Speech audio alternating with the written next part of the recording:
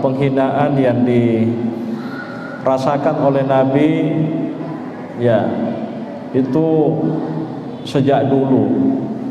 Ya, di awal-awal dakwahnya Nabi, penghinaannya, cemohannya, ya, itu begitu bertubi-tubi, luar biasa banyaknya. Ya, tapi ada yang kita tangkap bahwa di balik penghinaan, cercaan itu Nabi menghadapinya dengan penuh ketabahan, dengan penuh percaya diri. Maka itulah sebenarnya yang menjadi rahasia kenapa Nabi dalam dakwahnya berhasil. Banyak orang yang jatuh cinta dengan dakwah Nabi bukan sesungguhnya karena pengaruh dakwahnya Nabi secara lisan, beriman ku begini, enggak. Tapi dia melihat sosok pribadinya Nabi yang begitu luar biasa. Dihina, di segala macam, apa segala macam. Mereka orang tergabung-gabung. Tania tahu ya ku dipakoi hina malaika ya kira-kira begitu. Satu. Betul sekali kalau memang salah satu cara untuk menyatakan ekspresi kita, pembelaan kita terhadap Nabi yang kita cintai adalah seperti itu tadi, kita boikot. Ya, makanya ada yang menempuh jalur itu, boikot. Ya, ada juga mungkin punya pertimbangan lain. Ya, punya pertimbangan lain. Tapi pada intinya, sebagai seorang Muslim, ketika nabinya dihina, harus ada pengingkaran dari dalam hati kita. Ya. Dan itu jelas kita tidak bisa terima, tidak bisa ditoleransi. Ya, adapun nanti cara atau bentuk menerjemahkan sikap penolakan kita terhadap penghinaan itu, ya mungkin dengan cara boikot, atau mungkin nanti dengan cara lebih banyak menuliskan tentang Islam, nilai-nilai keislaman, agar orang-orang yang ada di sana lebih paham Islam. Saya kasih contoh sederhana. Ya, peristiwa runtuhnya, iya kan? Ya, 11 September ya. Ya.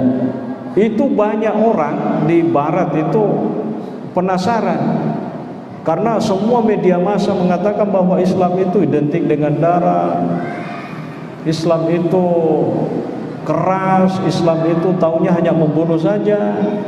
Ya kan? Orang pada marah semua mendengar itu. Tapi karena mereka penasaran, akhirnya mereka itu mencari lebih banyak, melihat buku, lebih banyak membaca tentang apa sebenarnya yang tertuang di dalam syariat Islam itu.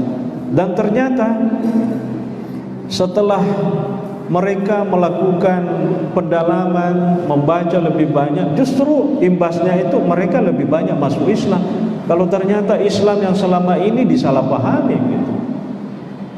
Ya, maka dia tahu orang Islam itu keras, Islam itu identik dengan darah, Islam itu suka membunuh dan seterusnya. Ada orang penasaran melihat, benarkah memang ajaran Muhammad itu seperti itu? Setelah ditelusuri, dibaca, didalami, ternyata kesimpulannya tidak begitu. Akhirnya mereka itu menemukan hidayah dari situ, dan banyak. Ya, banyak orang-orang tadinya non muslim, tiba-tiba dia istilahnya berbondong-bondong masuk Islam. Nah, inilah salah satu tugas kita sebenarnya, bagaimana kita lebih gencar memahamkan nilai-nilai keislaman kepada mereka. Karena sesungguhnya kenapa mereka begitu? Ya, bisa jadi diduga karena mereka sebenarnya tidak tahu tentang Islam yang sesungguhnya. Ya, tidak tahu tentang Islam yang sesungguhnya. Ya, sekalipun dia seorang presiden begitu cerdas, tapi bisa jadi dia sangat buta tentang Islam, sehingga kemudian dia terpancing, ya kan, dengan pernyataan-pernyataannya yang tentu saja menyinggung kita semua sebagai umat Nabi sallallahu alaihi wasallam. Jadi intinya sikap kita itu memang harus jelas. Ya, kalau memang diboikot, yang lainnya ya dia istilahnya lebih banyak menulis untuk apa istilahnya itu, untuk memperjelas bahwa apa yang disangkakan selama ini terkait dengan Islam itu tidak benar, dijawab dalam bentuk tulisan. Dan saya kira ini sudah direspon oleh beberapa negara Arab, termasuk di Mesir sendiri, di Al-Azhar itu ada pernyataan Grand Seykhnya Al-Azhar bahwa mulai hari ini, ya beberapa hari yang lalu, semua kitab-kitab yang kira-kira berbicara tentang nilai-nilai keislaman, tentang prinsip-prinsip di dalam Islam, itu akan diterjemahkan ke dalam beberapa bahasa Eropa, termasuk Inggris, Perancis, Italia dan seterusnya, supaya mereka itu bisa melihat lebih dekat bahwa ternyata Islam tidak seperti yang disangkakan. Ya, yang jelas kita semua mengingkari. Ya, semua kita mengingkari. Ya, memang harus ada sikap pengutukan. Ya, bahkan memang ada beberapa negara, Pak, itu langsung mengusir duta besarnya. Ya.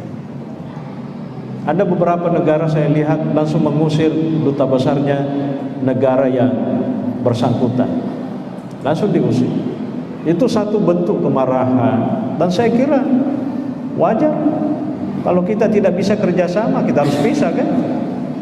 Kemudian si cocok ada bisa.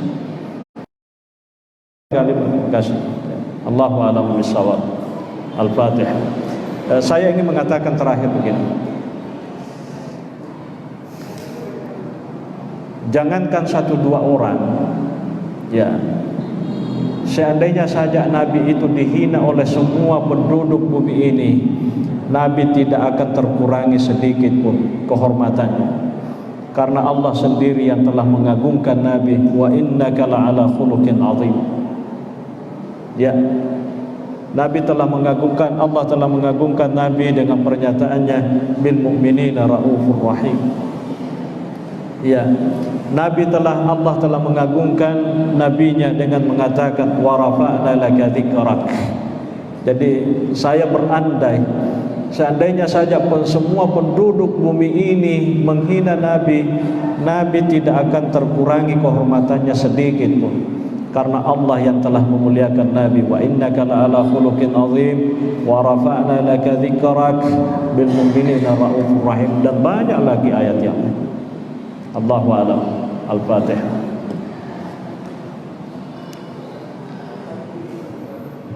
Assalamualaikum warahmatullahi wabarakatuh.